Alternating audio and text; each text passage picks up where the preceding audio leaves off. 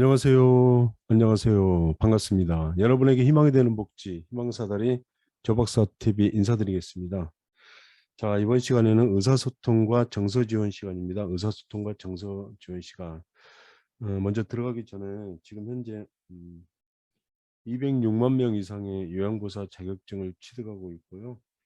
52만 명 이상이 현재 업무를 하고 있습니다. 그래서 그 요양보사 자격증을 취득하신 분들이 국가 자격증 중에 가장 많이 고연령자가 응시를 하고 있습니다. 그래서 50대가 34% 정도 되고요.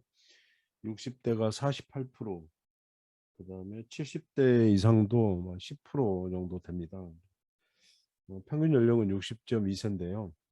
60대, 70대 어르신들을 위해서 제가 이렇게 영상을 올리게 됐습니다. 그래서 반복해서 들으시면은 많은 도움이 될 것입니다. 힘내시고요. 91세 고령자도 시험에 합격을 하니까요. 자, 출발 시작하겠습니다. 의사소통은 그 대상자와 가족의 신뢰관계를 형성하기 위해서 그 의사소통이 반드시 필요하고요. 그 대상자를 깊이 이해하고 서비스 질을 향상하며 자신의 생각과 감정을 효과적으로 하기 위해서 꼭 필요합니다. 그래서 메라비엄 법칙이 있는데요. 상대방과 의사소통에 가장 영향을 미치는 요소로서 비언어적 요소, 그래서 그게 55%입니다. 표정이라든지 용모, 복장, 자세, 동작, 비언어적 요소가 55%를 차지하고요. 음성 언어는 38%, 그다음에 언어적 말의 내용은 표현력이라든지 7%밖에 차지하지 않는다고 합니다. 그래서 비언어적 의사소통은 얼굴 표정이라든지 자세, 눈 맞춤, 어조 이런 거를 얼굴 표정은 배려하는 표정을 짓고 간절히 적절한 미소를 지으며 자세는 대상자를 향해 약간 기울인 자세, 그리고 눈높이는 대상자와 눈높이를 맞춰서 의사소통하는 기법입니다. 경청을 하는데 우리는 올바른 경청 방법을 알아두셔야 되고요.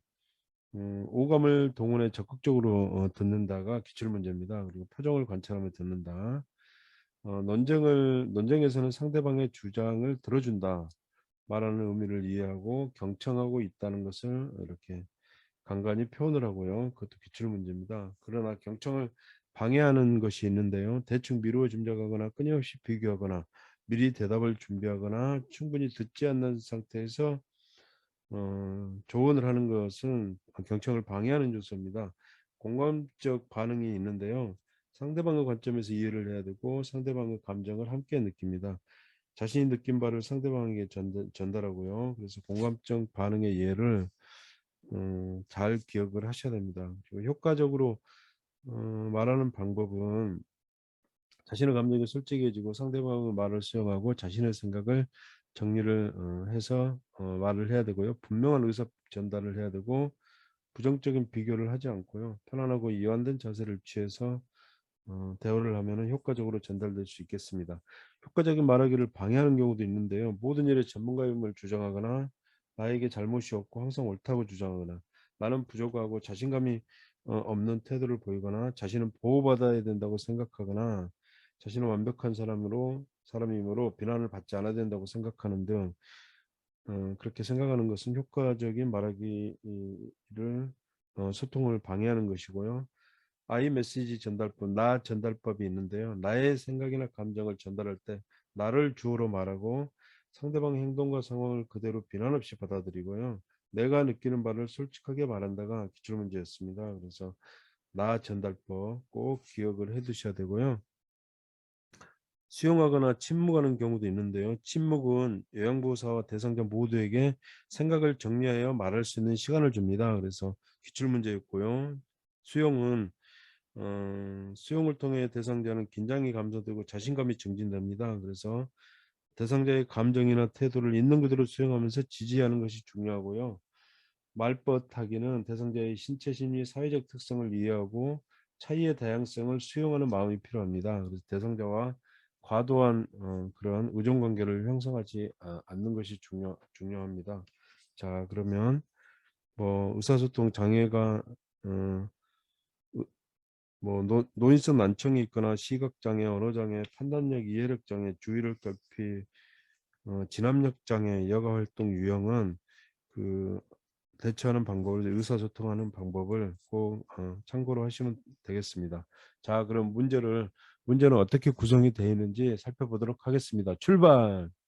1번 대상자와 의사소통을 말하는 목적은 1번 요양보호사의 업무를 평가한다. 2번 요양보호사 활동을 입증한다. 3번 서비스의 질을 향상한다. 4번 서비스의 연속성을 유지한다. 5번 요양보호사의 책임성을 제고한다. 몇 번일까요? 네, 살펴보겠습니다. 대상자와 의사소통을 하는 목적은 궁극적으로는 그 서비스 질을 향상하기 위해서입니다. 서비스 질을. 그래서 대상자를 더 깊이 이해할 수 있고 이를 바탕으로 질 높은 서비스를 제공할 수 있게 됩니다. 다음. 대화를 할 때 영향을 미치는 요소 중 가장 중요한 것은 했습니다. 영향을 미치는 요소 중 가장 중요한 것은 1번 억양, 2번 표현력, 3번 얼굴 표정, 4번 말의 내용, 5번 말의 속도입니다. 정답은 몇 번일까요? 네, 얼굴 표정입니다. 메라비언의 법칙의 비언어적 요소로는 뭐 표정이나 복장, 자세 등이 있고요. 음성은 뭐 크기, 영향, 속도, 그다음에 언어적 요소는 말의 내용, 표현력이 있습니다. 그래서 비언어적 요소로 그 얼굴 표정이 그 대화를 할 때 영향을 가장 많이 미치는 것으로 나타났습니다. 메라비언 법칙이었습니다. 기억을 해주시고요. 3번 대상자와 친밀한 관계를 형성하는 데 도움이 되는 의사소통 방법은 1번 듣기 전에 대답할 말을 미리 준비한다. 2번 논쟁에서는 다른 사람과 비교하면서 설득한다. 3번 요양보호사는 국가 자격을 지닌 전문가임을 강조한다. 4번 의견이 다를 때는 대상자의 주장을 먼저 들어준다. 5번 대상자가 침묵할 때는 요양보호사가 주도적으로 이야기한다. 몇 번일까요? 네, 살펴보겠습니다. 네, 의견이 다를 때는 대상자의 주장을 먼저 들어준다. 입니다. 1번은 듣기 전에 대화만을 미리 준비하면 안 되고요. 짐작하지 말고 충분히 들어야 되고요. 그 다음에 논쟁에서는 비교하거나 설득하지 않는 게 중요합니다. 비교하면 안 되고요. 모든 일의 전문가임을 주장하지 않고 요양보호사는 국가 자격 전문가임을 강조하는 게 아니고 모든 일의 전문가임을 주장하지 않고요. 대화를 대상자가 침묵할 때는 요양보호사가 주도적으로 이야기하는 게 아니고 대화를 독점하지 않고 말하는 순서를 지켜야 됩니다. 되셨죠? 다음 살펴볼게요. 4번 대상자와 효과적으로 의사소통하는 방법은 했습니다. 1번 의견이 맞지 않을 때는 대화 주제를 자주 바꾼다. 2번 상황에 맞지 않는 말은 지적해 준다. 3번 대상자의 표정을 관찰하며 듣는다. 4번 대상자가 말하는 동안 미리 대답을 준비한다. 5번 대상자의 말을 요양보호사의 경험을 비추어 판단한다. 몇 번일까요? 네. 대상자의 표정을 관찰하면서 듣는다. 대상자의 표정을 관찰하면서 듣는다가 정답입니다. 대상자와 효과적으로 의사소통하는 방법은 대상자와 시선을 맞추고 표정을 주의 깊게 관찰을 해야 됩니다. 대상자의 기분이나 감정, 말하려고 하는 메시지가 무엇인지 빨리 파악할 수 있고 서비스를 제공하는데 참고할 수 있습니다. 그래서 대상자와 시선을 맞추고 표정을 주의 깊게 관찰하면서 기분이나 감정, 그런 메시지가 무엇인지 빨리 파악할 수 있게 됩니다. 네, 다음입니다. 5번 대상자와 대화할 때 경청을 방해하는 경우는 했습니다. 1번 충분히 듣지 않는 상태에서 조언한다. 2번 흥분하지 않고 비판적인 태도를 버린다. 3번 상대방이 말하는 의미를 잘 파악하고 이해한다. 4번 상대방이 말하는 동안 경청하고 있다는 것을 표현한다. 5번 상대방의 말을 가로채거나 이야기를 가로막지 않는다. 몇 번일까요? 네, 확인해 보겠습니다. 경청을 방해하는 요소입니다. 1번입니다. 충분히 듣지 않은 상태에서 조언하면 안 되고요. 의견이 다르더라도 일단 수용하며 충분히 듣는 자세가 필요합니다. 충분히 듣는 자세가 필요하고요. 음, 6번입니다. 다음 대화 중 요양보호사의 공감적 반응으로 옳은 것은 했습니다. 대상자, 아이고 다리야 너무 아파 꼼짝을 못하겠어. 갈수록 더 아픈 것 같아. 요양보호사 어떻게 대답을 해야 될까요? 1번 연세가 많으시니 아픈 것은 당연하지요. 2번 진통제를 좀 드릴까요? 3번 그동안 잘 참으셨잖아요. 조금만 더 참으세요. 4번 아프시니까 많이 힘드시죠? 어, 5번 옆집 어르신도 많이 아프신가 봐요. 기운 내세요. 몇 번일까요? 네. 아프시니까 많이 힘드시죠. 아프시니까 많이 힘드시죠. 공감적 경청을 하는 게 중요합니다. 아프시니까 많이 힘드시죠. 공감적 경청을 하는 게 중요하고요. 공감적 경청. 네. 공감적 경청. 연세가 많으시니 아픈 것은 당연하지요. 음, 아프시니까 많이 힘드시죠. 상대방의 말을 충분히 기울이고 그 말을 자신의 말로 다시 요약해서 반복해 주는 겁니다. 공감하는 것은. 공감은 상대방의 말에 충분히 귀를 기울이고 그 말을 자신의 말로 요약해서 다시 반복하는 것을 바람직한 공감이라고 하는데요. 아프시니까 많이 힘드시죠? 이렇게 공감을 해드렸습니다. 네. 7번입니다. 7번. 대상자가 식사를 거부할 때 나 전달법으로 옳은 것은 1번 제게 불만이 많으신가 봐요. 2번 어르신이 식사를 안 하려고 하니 걱정이 돼요. 3번 반찬이 마음에 안 드신가 봐요. 반찬이 많이 안 드세요? 4번 배가 고파지면 말씀하세요. 5번 식사를 안 하면 오후에 간식이 없어요.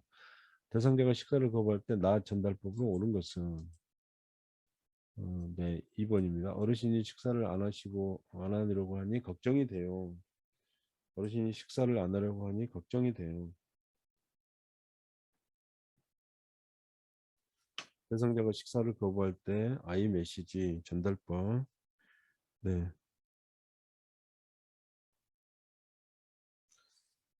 나 전달법은 상대방을 비난하지 않고 상대방의 행동이 나에게 미친 영향에 초점을 맞춰서 이야기하는 표현법이거든요. 그러니까 음, 상대방을 비난하지 않고 상대방의 행동이 나에게 미친 영향에 초점을 맞춰서 이야기하는 전달법이에요. 그래서 부정적인 정서를 강조하지 않고요. 상대방에게 교훈을 주는데 열중하여 말하는 사람의 본심을 전달할 기회를 놓치지 말아야 되고요. 감정을 폭발적으로 드러내지 않아야 되고요. 상대를 평가하지 않는 태도가 필요합니다. 그래서 나 전달법으로 말하고 나서 다시 수용적 태도를 취합니다. 나 전달법의 주요한 내용은 나의 생각이나 감정을 전달할 때는 나를 주어로 말하고요. 상대방의 행동과 상황을 그대로 비난 없이 말하고 상대방의 행동이 나에게 미치는 영향을 구체적으로 말하고 내가 느끼는 바를 솔직하게 말하고 원하는 바를 명확하게 말하고 전달한 말을 건넨 후 상대방의 말을 잘 들어야 됩니다. 그래서 행동 상황을 있는 그대로 비난 없이 약속 시간에 지켜지지 않으면 함께 일하는 데 지장이 있고 기다리는 동안 걱정되고 조바심이 났어요. 앞으로는 약속을 잘 지켜주시기 바랍니다. 이렇게 함께 홍보물을 배포하기 위해 만나기로 약속한 동료가 시간이 늦을 때 비난 없이 약속 시간이 지켜지지 않으면 함께 일하는 데 지장이 있고 기다리는 동안 걱정이 나고 조바심이 났어요. 앞으로는 약속 시간을 잘 지켜주시기 바랍니다. 이렇게 전달하면 되겠습니다. 나 전달법이었고요. 8번 8번 의사소통 시 침묵의 긍정적인 효과는 했습니다. 서로의 마음이 통하여 호감과 상호 신뢰가 생긴다. 침묵. 2번 상대방의 입장에서 이해하고자 노력한다. 3번 자신의 느낌과 생각을 효과적으로 표현한다. 4번 요양보호사와 대상자 모두에게 정리할 시간을 준다. 5번 상대방의 표현을 있는 그대로 받아들인다. 몇 번일까요? 의사소통 시 침묵의 긍정적인 효과입니다. 침묵의 네. 침묵의 긍정적인 효과는 요양보호사와 대상자 모두에게 정리할 시간을 주고요. 침묵은 어떤 말보다 중요한 역할을 할 때가 있거든요. 그래서 긍정적이고 수용적인 침묵은 가치 있는 치료 도구로 작용한대요. 그래서 대상자로 하여금 다시 말할 수 있는 용기도 주고 요양보호사가 대상자 모두에게 생각할 정리할 시간도 주고요. 그래서 침묵을 어떻게 받아들이냐에 따라 효과가 달라지므로 대신 조심스럽게 사용을 해야 되고요. 자, 다음 문제 보겠습니다. 대상자의 말을 긍정도 부정도 하지 않고 있는 그대로 받아들이는 의사소통 자세는 무엇일까요? 긍정도 부정도 하지 않고 있는 그대로. 1번 공감하기, 2번 경청하기, 3번 침묵하기, 4번 수용하기, 5번 지지하기. 몇 번일까요? 네, 수용하기입니다. 수용하기. 수용하기. 상대방의 표현을 비판 없이 있는 그대로 받아들이는 것을 수용이라고 하는데요. 대상자를 있는 그대로 한 인간으로서 받아들여 그의 특성 모두를 인정하고 존중하는 태도를 말합니다. 자, 10번.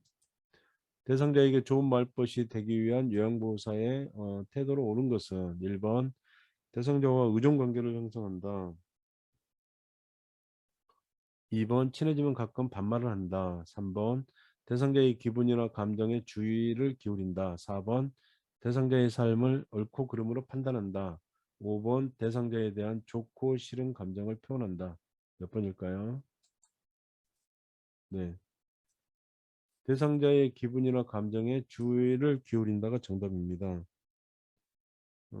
대상자와 의존 관계를 형성하면 안 되고요. 친해지면 가끔 반말한다. 사적인 대화를 삼가고요. 대상자의 삶을 옳고 그름으로 판단하면 안 되겠죠. 그리고 대상자에 대한 좋고 싫은 감정을 솔직하게 표현하면 안 되고요. 주관적으로 판단하지 않습니다. 대상자의 삶을. 그래서 말버릇하기는 대상자의 신체적, 심리적, 사회적 특성을 이해를 해야 되고요. 대상자의 개인적 특성이라든지 질병, 생활력 이런 것을 이해하고 존중해야 되고요. 대상자의 삶을 옳고 그름이나 좋고 싫음으로 판단하지 않고 차이와 다양성으로 수용하는 마음이 필요합니다. 대상자의 과도한 의존관계를 형성하지 않도록 하고요. 반발이나 명령조의 용어를 사용해서는 안 됩니다. 대상자의 기분이나 감정에 주의를 기울이고 공감하는 노력이 필요합니다. 말벗하기였습니다. 이상으로 간단하게 문제를 풀어봤는데요. 의사소통과 정서 지원 부분입니다. 그래서 뭐 나 전달법이 중요하고 침묵이라든지 수용, 뭐 말벗하기의 특성 정도는 이해하시면 되겠습니다. 이상으로 경청해 주셔서 너무 감사드리고요. 힘내세요. 그리고 어, 좋아요, 구독, 알림 설정 부탁드립니다. 감사합니다. 다음 시간에 뵙겠습니다.